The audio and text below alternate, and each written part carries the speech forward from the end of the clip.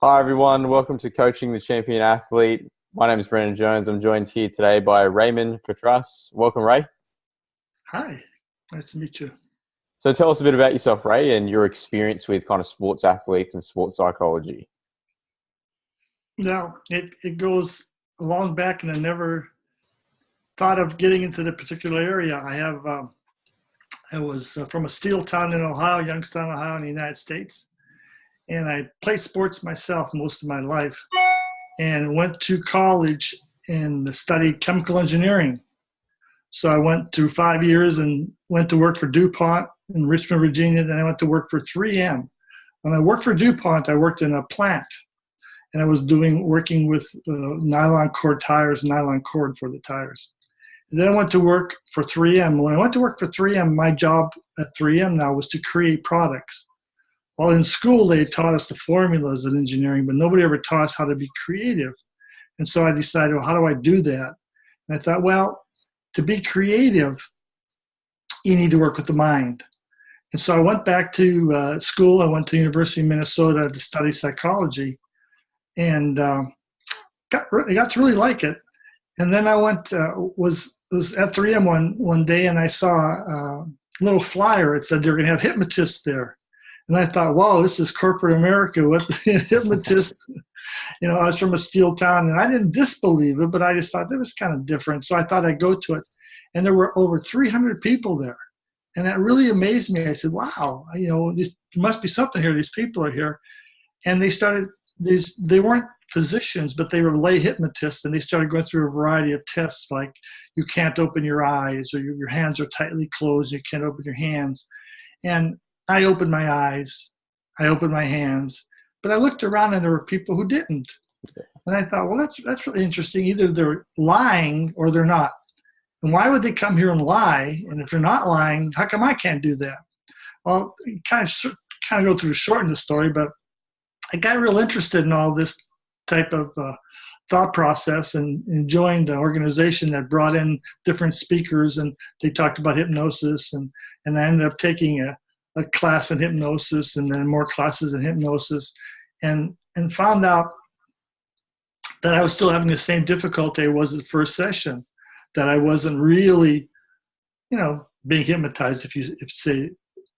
And so what I did is I went home and I thought to myself, I'm paying a lot of money for this course, Yes. hypnosis, that I'm gonna learn something. So I decided to kind of follow through and really learn it. And I went to the session and they asked for volunteers, and the lady said that you're not going to open your hands, and so I didn't open my hands. But at that point, when I didn't open my hands, there was a difference than the first time. It was like something changed. I knew I could, but yet I didn't. So there was like a little change in the way I thought process. And so I decided to go and work with myself and not try to work with anybody else, And I found out about a year and a half working with myself, I was able to get products, developed 8 new products. I got a patent, I got promotions. And so I found out the mental stuff was really pretty fascinating. During this time, people found out that I was interested in hypnosis, and they started asking, would you work on my child? I said, wait a minute, I'm an engineer, but we know you, we trust you, we want you. Our kids has hypertension and it jumps all over the place. And the first kids I worked on was just off the wall, and after talking to her for a couple of minutes, she actually fell asleep. And the parents said, I've never seen anything like this. And so eventually I just kept doing more hypnosis. I had an office I opened up. I started seeing some amazing things happening. Basically still was interested in, for myself, how do I perform better? How do I do something better? Not necessarily that I'm going to change the world or create certain things or eliminate cancer or anything like that. Just how do we do whatever it is that we're doing better? And I did, like I said, I did very well in engineering with it. And then I started spreading out. I got an office with hypnosis. And then one time I was talking with the football coach, that's American football. And the coach said to me, what can you do for performance? And so we were working with performance, and he had guys breaking all kind of records. And one guy said 30 records in a year as a running back. The quarterback threw 5 touchdown passes. the team was just really doing well. And he says, man, this mental stuff's pretty good. How can you do anything with injuries? He says, because I got my athletes are really injured in, like hockey and soccer and stuff like that. There's a lot of injuries. And so I said, well, literature said this is possible. And he said, would you give it a try? So I did. And so I had three important players. There a middle linebacker who was out with an ankle injury for about a week and a half. There was a fullback, the number one fullback, who had partial shoulder separation and meniscus damage. And then the second string fullback had a partial shoulder separation. So these are physical injuries that we went through the trainer. The doctor knew what it was. We knew the diagnosis. We knew the prognosis. And so basically it came down to they could play. It was their call. They could hurt themselves more, but they probably wouldn't. So it was basically their call. And so we sat down in the coach's office with the second string fullback, and I worked with him for about 20 minutes. And about 20 minutes, he got up, and he had no pain, full strength, full range of motion, and ended up playing the next day. We went and got the other two players. We worked on both of those, and they also were not scheduled to play or even dress, and they played. And so it was pretty amazing. And then from then on, I started working with more people. I was on television. Cancer specialist saw me, and he said, "How can you use the mind to reduce pain so I can reduce medications?"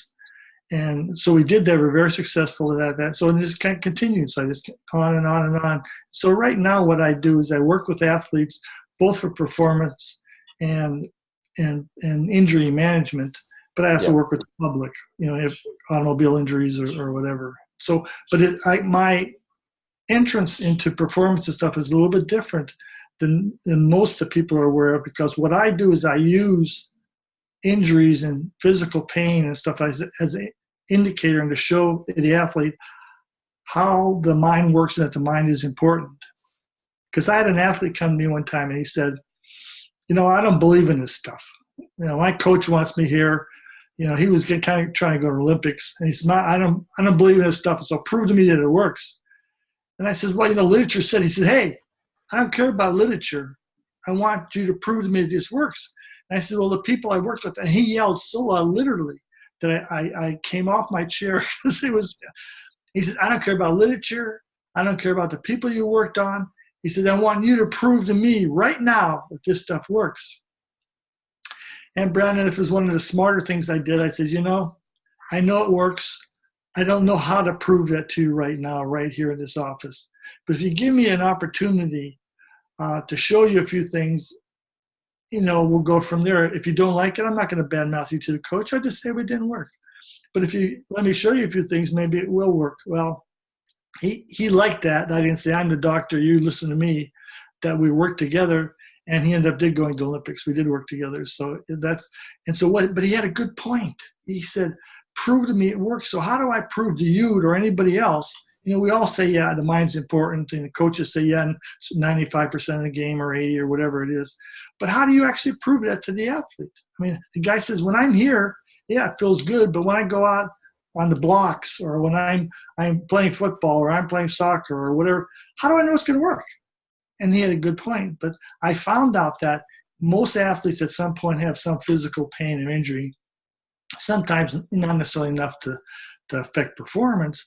But if I showed them that they could control that pain in some way using their mind, I got them. They know that the mind's an important factor. So that's the basis how I come and do all my work, in essence. I'm showing people, first of all, you have this control and empowering the person and the athlete and the non-athlete alike.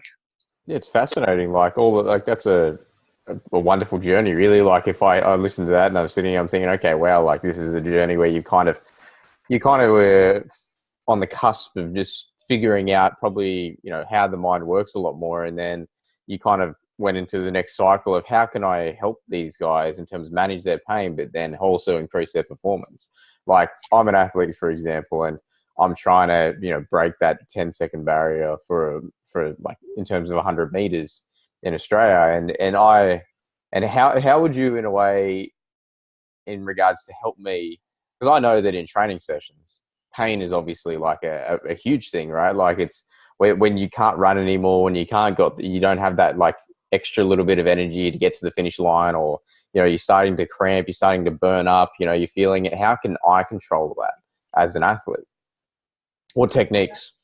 Well, the key is you don't really have to control it. The system, if you allow it to do its job, will automatically do what it should do. And for example, right now I do a lot of volunteer work, and I volunteer work at a clinic usually on Wednesday mornings. That's a free clinic because these people don't have insurance. A lot of them are from Mexico, Hispanic, speak Spanish. I don't speak it, so most of the time I'm doing it through an interpreter. And I had a lady come, it's kind of like the questioning you just gave me, but in her respect was she had so many problems. There was beatings, killings, guns, knives, rapes. I mean, it was just listening to this person. It was for 3 hours. I listened to this person tell me this story, and I'm saying, like, how can I possibly help? In other words, I'm thinking the same thing you use. You know, unless I know more, how can I possibly help this person? And because of all these mental turmoil and physical abuse, she had physical problems right at that time. And so after about 3 hours, I finally said to her, you know, I think I can help. Again, this is through an interpreter. And I said to her, but you have to do something for me. Is that okay? And she says, what? I said, well, I will tell you after you agree to do that. She said, but I don't know what you want to ask. I said, I know. But if you agree, then would you rather have the pain, or would you rather agree? And she says, okay, I'll agree. And she kind of smiled a little bit, you know. And I told her, interpreter, this is a free clinic. You know, they know we were there to help them. But I made sure she knew it was free, just because many people had tried to rip them off all the time, you know, hey, give me some of your money. And so I said, you know what I want from you to take away your pain, or to help you with your pain, your problems? I want you to give me your shoes. He says, you want my shoes? I said, yeah, I want your shoes. And she looked at my shoes aren't very good. I said, well, would you rather have your shoes, or would you rather have the pain? She laughed. She said, no, you can have my shoes. She started to take them off. I said, no, I really don't want your shoes, but I wanted to make you laugh. I said, the story you told me was just, you know, it's unbelievable. That isn't the word I used at the time, but, and I said, but I have a question for you now. I says, how much pain do you have? And we had gone through, you know, and wrote down which different types of pain she had: back, stomach. She had absolutely no physical pain at all. And so what I learned from that was that the system we call mind, body, spirit, given the opportunity in the right situation, will automatically change, automatically eliminate or reduce the pain, the physical pain, the mental pain, if given the opportunity. And so I found out there that in many cases we don't have to, people think we need to force this, we need to go beyond things. And technically that is true. We need to go beyond what we think about, move the body beyond certain things. But if done in the right way, there's less problems involved, and it's done automatically. And so, and like in your case, I would start getting a little bit more information. And, you know, for example, if you had some physical pain right now or something, then we kind of show and work a little bit with that. And then you kind of know without a doubt. I mean, you know that the mind's important. You already know that. I mean, we do. But without a doubt, you would know that. And so it's just a matter from there on seeing what your system is telling me and you what needs to happen next, not what I think next should happen next. I mean, there's coaches and stuff, and we all have our patterns, and this is what we should do, and that. So I have a general outlook, kind of like a look at the questions you had today, a general idea, what I might talk about. But what comes up, you know, let's go back to that first football player I talked about, the second fullback. He had a partial shoulder separation, and I had coming. He said, I'm supposed to play tomorrow. I'm supposed to block off the shoulder the whole game. He says, I can't even lift my arm. And he moved his arm just a little bit from his side. He says, that's all the range of motion I have. He says that my pain is about 85 out of 100. He said, I can't play tomorrow. And he said, you know, and we knew the doctor said you could play if it was your call. I mean, chances of getting hurt are slim, but he still could get hurt. And so I said, let's sit down. Take a couple of deep breaths and close your eyes. And so we did that. And I says, what do you notice? He says, geez, he says, I feel better. I says, you feel better? He says, yeah. I says, the pain went from 85 to 80. And so isn't it interesting? All you had to do was relax. Or all you do is, take a deep breath and you're getting better. Well, we know deep breathing and relaxation helps and reduce pain. But I wasn't going to focus on that. So I says, what else do you notice? He says, my one hand feels different. I says, really? What's that? He says, my right hand feels lighter than my left hand. I says, I wonder what the connection is. He says, I think there is a connection. I said, I'm not sure exactly what it is. He says, but my shoulder feels better. I said, well, what does it feel now? He says, well, the pain level is about 65. I said, does it feel 65 or do you just think it's 65? So he moved his shoulder and he says, no, I feel 65. And so I said, well, I wonder if the hand keeps getting lighter, if the shoulder pain will continue to reduce. And it did. His hand kept getting lighter and the pain kept going down. And there's a little bit more involved, but I'm just shortening the story. Yep. And at the end of the time, that's what I said earlier, he had full strength, full range of motion, no pain, and raised his hand up in the air so I can go. And he played the whole game, blocked off that shoulder, caught a touchdown pass, hit the ground, landed on that shoulder, raised his hand up in the air. And we followed him up to 2 years, and he never had a problem since. And you can actually go on YouTube. We interview him about that. It's on YouTube. So, but you have to look how neat it was. I didn't know what was going to happen in this case. It's like when you're working with somebody, it's like looking at a good movie that you've never seen before. I don't know what's going to happen next.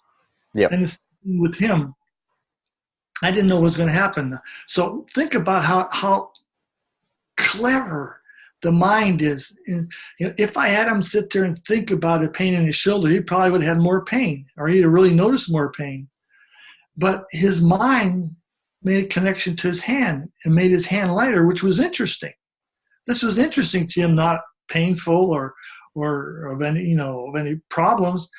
So he paid attention to his hand, and his mind took care of the problem with the shoulder. And the other thing is too.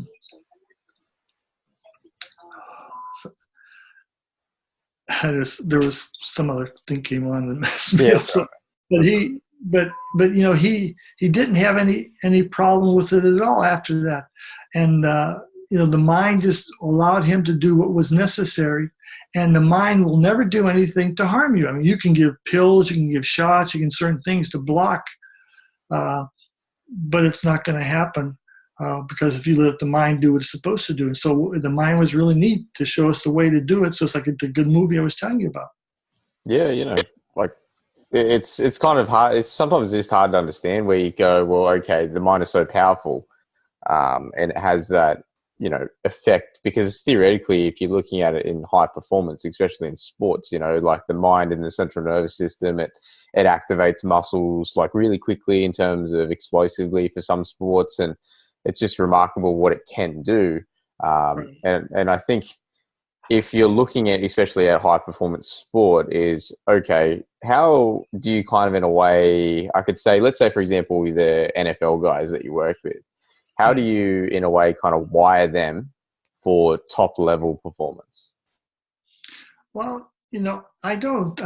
I try to show you that I really don't. It's they're at a high level. I mean, to get where that level, I mean, they're already better than most people in the country or in the world.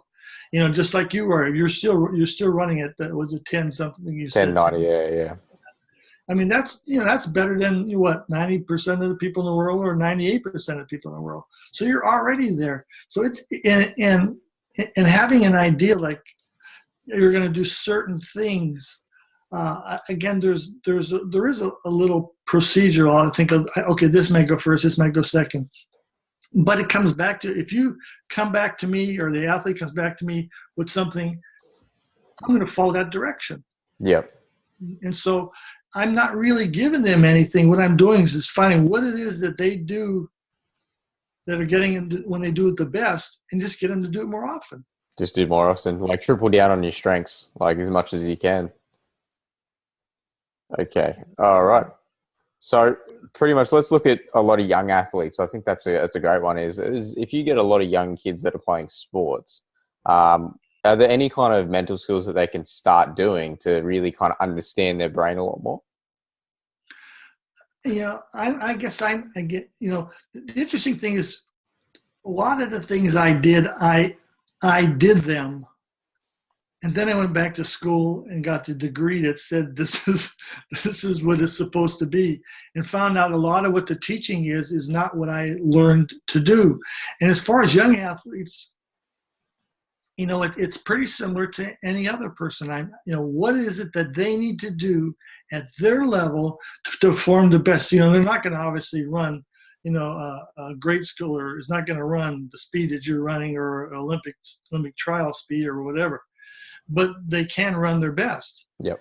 And so it's a matter of giving them confidence. It's giving them, to understand their body. What do you feel like, and things like that, and then just allow them to find out what is when they're doing their best, what they feel like, and just allow them to, say, hey, look, here's what you do. Oh yeah, kids are especially great.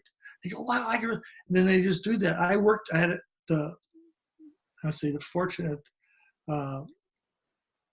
I've been fortunate to work with the team for 5 years. 3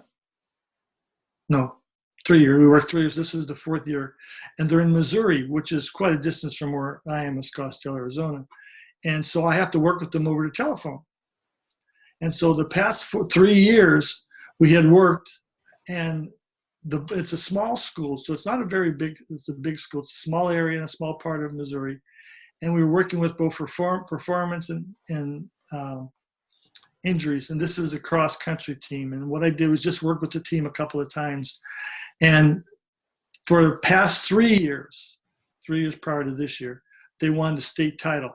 The boys won the state title, and the girls improved every year. Last year, they ended up 11th. So I worked with the team for performance and injuries, basically as a group. And I told the coach said, well, I really appreciate it. And I said, well, you've really done the work, coach. You work with the kids every day. He says, well, that's true. He says, but we didn't win a state title until we started working with you. So, and that's not saying me, but using the mental aspects, are really important. And these kids bought into it. This year they were going for their 4th straight, and it happened on Saturday and just came a little bit short. They came in second. Yep. But actually the coach's son won the boys title, and then the girls 2 of them became all state, and they returned to the 6th level, the 6th in the state. So that was the highest they've ever been to. So it's still, I do it differently than I know most of the people that I know work in the area do it. And I still will, because the athlete, even though they're young, will tell me what it is that they do when they have fun. And then I work with young kids who are in gymnastics. I work with these high school kids who are in cross country. I work with football. Just hockey, all kind of different sports. Yeah, so you basically you're trying to really find what they love, what they have fun with the most, and then really just, like you said, kind of tripling down on that and really trying to progress that. So then what they do like and what they do having fun, they're doing more of. Is that what you're saying? Absolutely. In fact, that's really good on the fun. I think that's the most important. I think I mentioned that way a long time ago when we first started communicating that what the most important things was fun. Well, let me tell you about this athlete. And he came to me when I was in the office, and he said, he was a swimmer. And he said, 3 years ago, I was told that I had the ability to go to the Olympics. This is how good I was. And he wasn't bragging. This is just telling me this is what I was told. And so I said, oh, wow. He says, but the last 3 years, he says, I'm bigger, I'm stronger, I'm smarter, I eat better, I do more weights. He says, I'm getting beat by people who I used to blow out of the water. He says, I don't know what's going on. He says, and by the way, he says, my last meet is Saturday. Help me for Saturday. And I said, I thought, wow, couldn't you wait any longer? And I think it was like on a Tuesday. And so I thought a little bit, and I said, okay, let's try a few things. And I think I worked on them on Tuesday, either Tuesday, Wednesday, or Tuesday, Thursday. And that Saturday he swam. I think he had 4 personal bests, three or 4 personal bests. And you know what we worked on? Having fun, getting back to the sport. He was getting to the point. He was good, kind of maybe way like you are, and it starts to be a grind. Like you said that I got to get my fun. Now I got to have fun. And we had him get back to when he was doing his best, he was having fun. And that's the way most kids end up now. They're in sports, and a lot of times they're leaving sports because they're not having fun anymore. The coaches are sitting them on the bench. And we got him to have fun.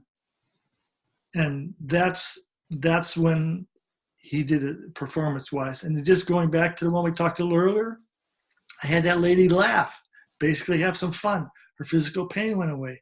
It really comes down to the emotions and as a key. Yeah. When I did my research at the University of Ottawa, and I don't know if you've heard the name Terry Orlick or not. Negative, no, I haven't. But he was rated one of the top 10 sports psychologists in the world many years ago. Maybe he's still there too. But, they talked about feelization, not visualization. They talked about you have to be able to feel what's going on and keep the feeling important. And that's right on. So obviously fun was a massive thing, and that helps us with our emotions and controlling probably more of our emotions for top level performance.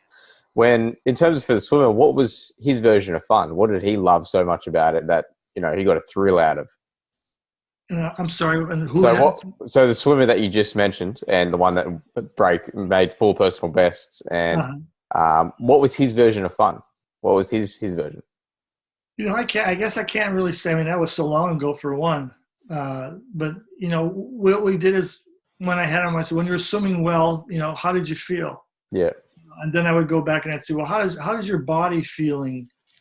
When you're thinking of this and you did well, oh yeah, my body feels, and I'm not sure what he said now, but it could be my body feels light, or my body feels energetic, or I feel like a dolphin, and he doesn't say what his body feels like, but he says I swim like a dolphin. So I look at what the words they give me, and then we cue the word into the feeling, and so they could use either one. They can go to the feeling, and then they take these feelings and they might start the beginning of the race instead of having the feeling of accomplishment when they end. When you're done with something, you did really well. You may be exhausted, but you're feeling really good.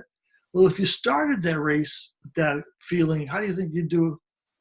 Would you go down to a 9-1? Probably not necessarily, but I think overall there would be an improvement there, and it may be quicker than it'd be in the past. For sure. So I think it's a great thing. And last question I'll ask you, Ray, is what's the next thing for sports psychology in the next 5 to 10 years, you think? Well, when we talk about that, I think almost the academic when you're talking about sports psychology, because that's where some changes occur. But there was I remember some of the sports psychologists I talked to laughed that it has gotten, let's say, more academic than downright getting out into the field and stuff like that, where there's a lot of research and people are looking at this. And I think you're an athlete, so a lot of them, I want to write forms out. I want to get to work. I want to get better, because when I first started doing things, I'd have questionnaires and stuff, and the guys would finally just throw them at me. He says, I'm not going to fill this out. I'm not interested. So, and there has been in the past, and again, I'm not sure now, there has been infighting as to who does the work. Sports psychology, does a coach do some of that? Does a sports psychologist do that? Do you have to be licensed? Do you have to be, there's a whole bunch of things that go on. So I hope whatever goes on, comes together to help the athletes yeah. instead of fighting against each other. But there's a lot of good sports psychologists out there. As you can see, the people are doing very well in bunch of different areas. But not to brag or anything, but I think the area that I'm talking about is the next area. It's really connecting. It's giving the empowering back. You don't need a sports psychologist. You just know how to use what you got a little bit better. Yeah. And then you'll do it a lot better. And here's the fantastic story that I think is so important and I bring up is when I was doing my research at the University of Ottawa, we were having a great success. And I was really doing the work for my injury management work. And I was working with Dr. Gary Greenberg and a bunch of other, the trainer, and they actually call them athletic therapists in Canada. And I was working at the clinic, and after he saw what was happening with the athletes are getting back after injuries in a third to half the time. Bone breaks are healing quicker, and the guys are just getting up and going. And he says, I've never seen this before. Well, what happened is people came in and he says, you got to see this doctor from the United States. He's doing some incredible work. So the coaches approached me and they said, would you mind working with our athletes? Well, this is the clinic that I was working with, was where the national athletes all went, Olympic athletes. And so this is the doctor they saw and the therapist. And so they came and I said, well, sure. And the more we do, the more we work, the more we're going to learn. And so after about 3 weeks, Brandon, they came to me and says, what are you doing to our athletes? I thought, oh man, they're going to deport me or something. So what do you mean? And they said, not only are our athletes better, and they're not in any pain anymore, and their injuries are basically gone, but on a world-class level, their performances jump dramatically. What are you doing? And I said, well, I don't know. I said, you can't just deal with an injury. You have to deal if their mother's sick, that's going to affect performance. Yeah. If they're flunking out of school, that's going to affect performance. If their boyfriend or girlfriend's leaving them, that's going to affect them. I said, but instead of trying to guess all this stuff, let's all get together. So we did. I got the doctors, trainers, nurses, and everybody got together. And I'm shortening the story a little bit. And I brought up the question, and one athlete says, I'm going to speak for everybody. And he says, when we were hurt and the doctor said, do this, that's generally what we did. Makes sense. Yep. But if next week we're nationals, we had to make the national team to get our training paid for or go to the Olympics, frankly, we didn't listen. I mean, and that makes sense. I mean, you're either there or not. There's no gray area. Yeah. So most of the time we hurt ourselves worse. We're unable to do anything, but sometimes we made it and actually went to the Olympics, but we're still too hurt to perform at the highest level. But when you showed us we could do things we didn't know we can do, we wondered what else are we capable of. I didn't have to teach them visualization. I didn't have to try to figure out what their important things were. They just said, heck, if I could do this, what else am I possible can I do? And did it. Yeah. So I mean, this kind of, in a way I look at those things, that kind of blows everything else out, saying, I'm going to try to pick what you need, Brandon, to get better. Heck, your system already knows that. All we got to do is allow you to allow it to happen. We don't even have to figure out what it is. We're just going to allow the ability to happen that's within you to happen.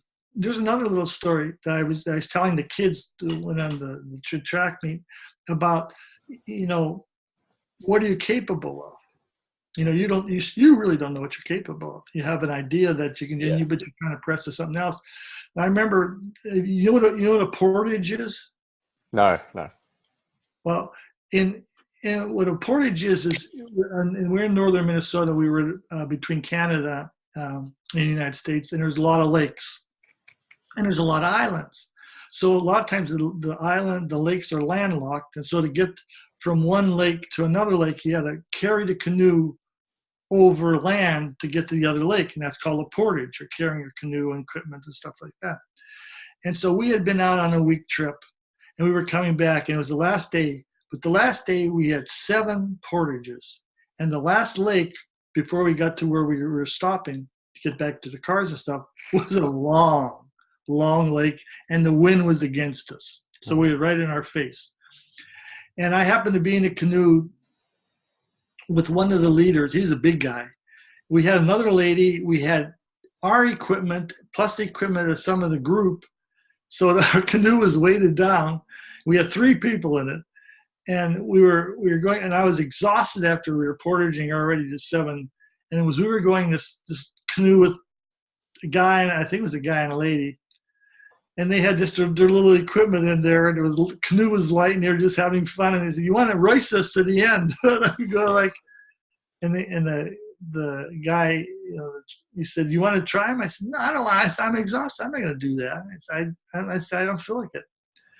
So Ray, we probably got about 2 minutes left on this one, and then we'll be finished here. So, if you can finish the story there, and then we'll end the podcast, and then we'll be all done. Well, anyways, I'll say I ended up saying, "Okay, let's do it," and we beat them. So I found that at the end, I had more than I ever thought possible. You knew what you were capable of, completely capable of, and that's the thing, yeah. Like you look at it, like a lot of those other guys, especially army soldiers and all these guys, like the mental battle, like they can push further than what they're physically are capable of. Right. And I'd like to thank you so much for being on the podcast today. I hope I know a lot of young athletes that I train are going to get a lot of value out of this. I think that it's going to really open their minds a lot more to just having fun, to getting to know the feeling of playing the sport with their friends and colleagues, and hopefully they'll stay in the sport and just keep having fun. Right. No worries, Ray. Thank you so much for joining us. You're very welcome.